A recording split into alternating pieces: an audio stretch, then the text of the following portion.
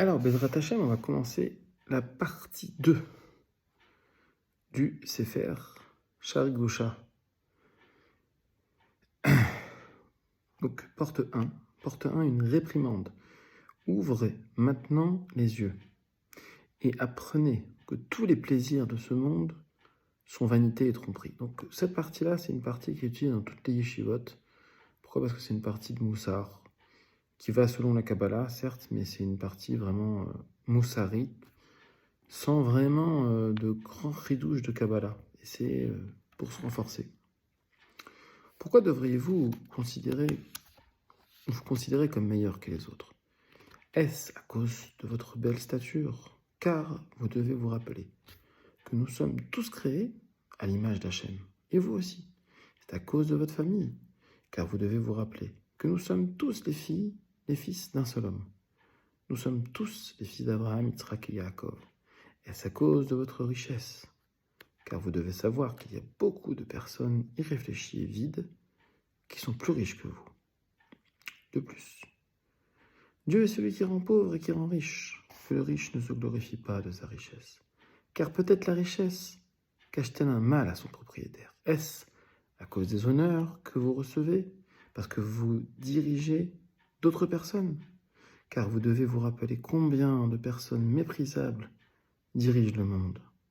Comme il est écrit dans les proverbes, l'esclave qui vient à régner.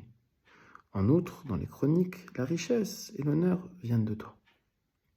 Et jette les orgueilleux à terre. Est-ce à cause de votre sagesse ? Car vous devez vous rappeler combien de grands sages ont été expulsés de ce monde et du monde à venir, des sages comme Doeg, Achitophel et Yerovam. C'est lui, dans Yov, prie de parole ceux qui sont crus et enlève le discernement des anciens. C'est pourquoi il est écrit dans Yirmiyahu que le sage ne se glorifie pas de sa sagesse.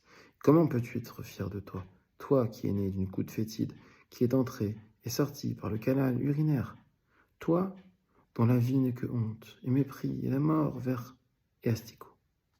Car tu es poussière, tu retourneras dans la poussière, c'est marqué dans le Bereshit, et il ne restera rien de toi. Pourquoi devriez-vous être en colère ? Donc là, c'était sur la anava. Maintenant, sur le kaas, sur la colère. Pourquoi devriez-vous être en colère contre les autres ? Mais pas contre vous-même, alors que vous savez qu'en vous mettant en colère, vous commettez une idolâtrie et tuez en fait votre nefesh. Vous irritez votre Seigneur, qui vous punira. Comment pouvez-vous être aussi rigide à l'égard des vains plaisirs de ce monde, alors que tout ce qui vous attend, c'est la mort ? Comme il est écrit, car le vent passe sur elle, et elle disparaît, et son lieu ne la connaît plus. Ça, c'est dans Psaume, maintenant dans Yov. Ceux qui l'ont vue diront, où est-elle ? Pourquoi devriez-vous vous affliger d'un monde qui n'est pas le vôtre ? Et ne pas vous affliger du départ de votre nefesh, de votre gouffre, puisque vous ne craignez pas les grandes ténèbres qui s'abattront sur vous. Pourquoi voudriez-vous amasser de l'or et construire des bâtiments spacieux ? Dans Yov, il est dit, quand il est engendré pour la tombe, coudé sur coudé dans l'au-delà, et rien dans vos mains, car vous avez laissé toute votre richesse derrière vous. Pourquoi travailler si dur pour devenir riche, alors que tout dépend de la chance, même le rouleau de la Torah dans la chambre ? Pourquoi devriez-vous vous lamenter sur un monde qui n'est pas le vôtre, alors que le temps qui vous est donné dans ce monde est si court ? Toutes vos fatigues ont été vaines, car tout ce pourquoi vous avez travaillé disparaîtra.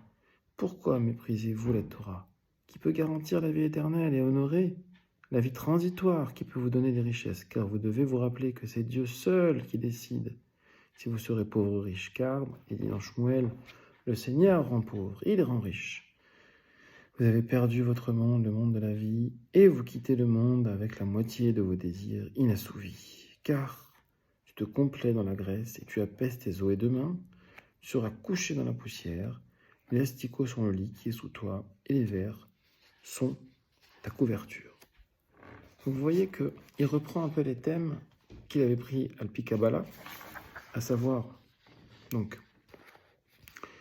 déjà, la façon dont on est créé, c'est-à-dire Betselem Elohim. Ensuite, de se glorifier, donc d'avoir un certain orgueil concernant soit la richesse, soit même la Torah. Donc ça, c'est aller vers la Hanava, regarder vers la Hanava. Regardez non pas vers l'orgueil, mais la Hanava. Et de même que l'orgueil existe, de même que dans le feu, parce que c'est selon les éléments, je parle de ça, le Harizal, le Raphaël Vital, il parle aussi de la colère. Et ensuite, il en vient à l'élément eau, et il va sur les plaisirs du monde. Donc là, pour l'instant, il a parlé de l'élément feu et de l'élément eau. Et ensuite, il va continuer, en fait, dans le même ordre, à reprendre les mauvaises midotes et à nous décrire ce que dit la Torah sur ces mauvaises midotes pour pouvoir les contrer. Donc, si on récapitule, on voit qu'on ne peut pas être orgueilleux, puisque tout vient d'Hachem, que c'est lui qui décide qui va être riche, qui va être pauvre, qui va être intelligent, qui va avoir de la sagesse ou pas. Et également, on ne peut pas avoir de colère, puisque la colère est une idolâtrie qui fait que la Neshama sort et est brûlée. Ce qu'il dit, il dit qu'elle est détruite par la colère.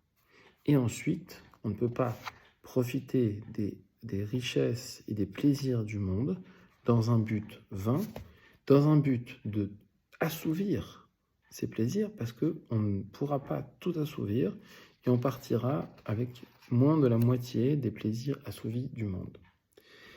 Je rajouterai juste que tout ça c'est vrai si le but est de satisfaire la mauvaise mida. Mais si le but de tout ça c'est d'aller vers un service d'Hachem, alors tout ça, ça peut être bon. C'est-à-dire que tous les plaisirs du monde, quand ils sont mis au service de la Avodat Hachem, on mange pour pouvoir être en forme, pour pouvoir étudier la Torah, on part en vacances pour être en forme, pour étudier la Torah. Alors là, la Kavana est différente et ça change absolument tout. Est-ce que c'est ça que le Harizal va répéter en fait à d'autres endroits? C'est pas ce qui est dit ici, parce qu'ici ça s'arrête sur les mauvaises midotes. Il faut bien voir aussi que ces mauvaises midotes, elles peuvent être transformées en bonnes midotes. Et c'est tout le but du monde, c'est de transformer notre gouffre, comme il dit dans Yom Yom, d'aujourd'hui, le gouffre en spiritualité.